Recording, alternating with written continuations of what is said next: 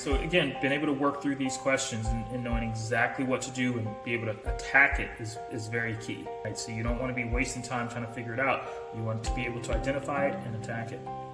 So question number 60 here. So let's do this together. So if the apex, so the top of an upright isosceles triangle, so here, is at the center of the circle, so that means that this becomes the radius, and has a base of 10, so a base of 10 and a height of 12. So it has a base of 10 and a height of 12. What is the area of just the circle if the radius of the circle, so if the radius of the circle is equal to the length of one of the two equal sides? And so this would also be the radius. So this would constitute the radius. So with that, this has a height of 12, has a base of 10, and so we want to know the area of the circle. So the area for a circle is going to be pi r squared. So pi r squared. So given that, then, how do we find the radius? Because this is the radius. Which are these? So what are we going to do here? Okay, what do you say? So how do we approach this? What should we do here? All right, so whenever you have a triangle, there's two things you want to think about, right? And so the area of a triangle, which we talked about, so the area of a triangle is going to be 1/2 the base times the height, right? So 1/2 the height times the base, or base times the height. They're not asking us for the area of the triangle in this case. And so the other thing you want to think about is the different sides of the triangle, right? You have the base, you have the adjacent side, you have the hypotenuse. And so with that, right, you want to think about those special triangles. Right? So what are the special triangles? Right, so what are our special triangles? So you also want to think about the special triangles. So what are the special triangles? So they love to talk about the special triangles. Right? And so the special triangles would be 3, 4, 5, but also 5, 12, 13. So 3, 4, 5 triangle and 5, 12, 13 triangle.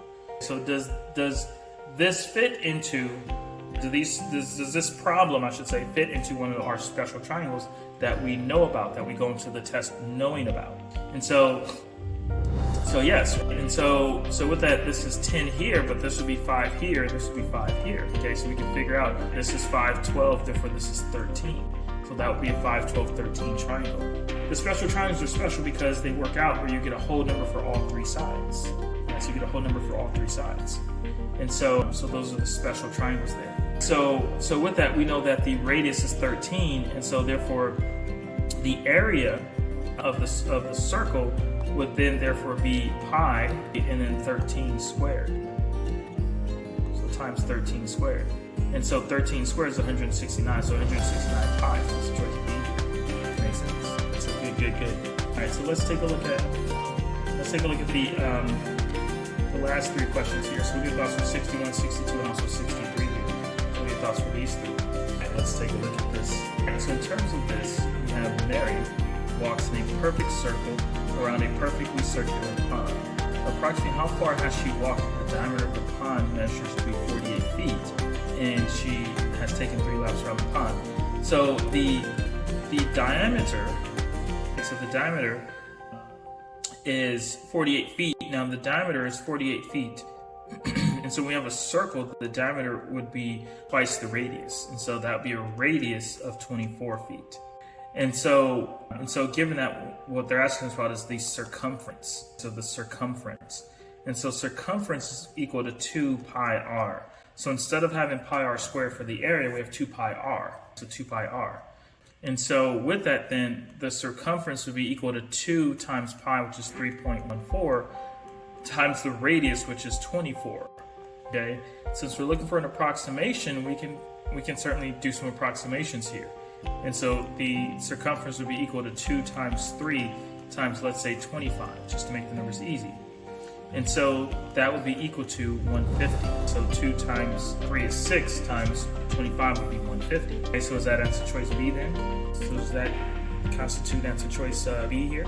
So Serene says no, times 2. Margaret says no. No, so she took 3 laps around the pond, so this only equates to 1 lap. And so therefore we're looking for 3c, so 3 times the circumference. So you always want to give them what they want, not what you want. And so therefore 3 times 150, right? So and that's going to be 450. And so 450, so that's good. So question 62 here. So after breaking your penny bank, you notice that there are $4.87 in quarters, nickels, dimes, and also pennies. And so $4.87. And so there are twice as many pennies as nickels, and 1.5 times the number of nickels as dimes. 34 more pennies than quarters. How many pennies do you have? So very, very, very tough question if you don't know the trick to it. You don't know exactly how to do it. So pretty much it's going to take you 5 minutes or so more to try and set up a table and try and hold one variable constant and then try and figure out what the other ones would be. Or you could understand the trick to this. And so there's a question like this on the test. All right, so let's understand the trick to this. So here's the key thing, is the question. They ask you for the number of pennies. How many pennies? That's how many pennies. So that means that your answer choices must be pennies. Right? So your answer choices represent pennies. So given that you have $4.87 and you have this many this many that, this many this many that, but it does say that you have 34 more pennies than quarters. So you have 34 more pennies than quarters. So with that then, if you take away all of the pennies, what are you left with? So that's the key to the question, right? So if you take away all the pennies, what are you left with? Eulalie? So if you take away all the pennies, what are you left with? So if you exclude all the pennies, what are you left with, Mike? I'm not overthinking it. So dimes and nickels, but also quarters. So dimes, nickels, and quarters. So if you take out, right? So you have $4.87 in quarters, dimes, nickels, and pennies. And so with that, then, if you take away all the pennies, then you're left with quarters, nickels, and dimes. So now, what is true if you have quarters, nickels, and dimes? So let's understand that. So here's what is true, right? So here's what is true.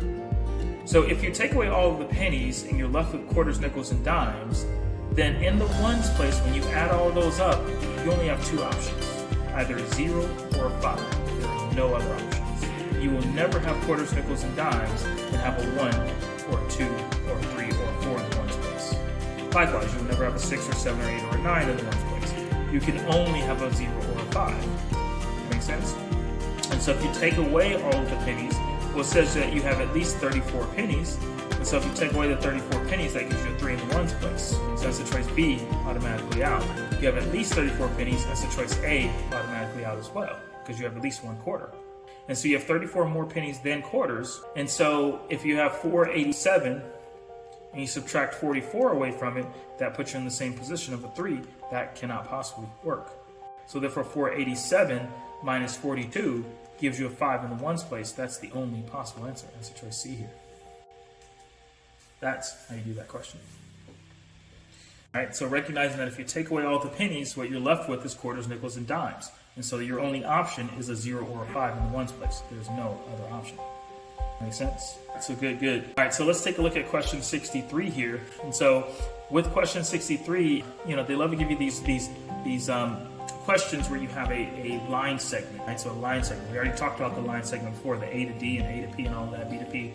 So let's talk about a different kind of one here, where the key terminology here is that these points are all along the same lines. They're collinear. So collinear points all along the same line. And so we're going to use X, Y, and Z here as our variables here. And so we have these 4 points. Right? So we have these 4 points on the line. And so if these points, I should say, are collinear, so they're all along the same line, then that also indicates that the longest segment, so this is the key to this, doing this in 5 seconds, right? So the longest segment is your beginning and your end. So if they're collinear, if they're all along the same line, your longest segment cannot be here to here. Right? That cannot be your longest segment. And so if these points are all relative to one another, then your longest segment must be your beginning and your end. So from here to here must be your longest segment. So that means that this is V and this is Z. And so given that, answer choice B and answer choice D automatically out, answer choice A and answer choice C, the only possible answers here. And so with that, is it V, X, Y, Z? Well, we know that from V to Z is 13. And so if this is true, then V to X is 8. Right, so V to X is 8, and X to Y So from x to y is 4. Well, hopefully from y to z is 1, right? Because that's all that we have left. And it's not, it's 9. So therefore A is not the correct answer, and so choice C is the only possible answer here. But let's prove it. So if the whole thing is 13, and this is y, and this is x, then from v to x is 8, from y to x is 4, and so that means that from v to y is also 4. And so from y to z is 9, so therefore x to z is 5. And so 4 plus 4 plus 5 is 13. Hence, that's the choice C. Make sense?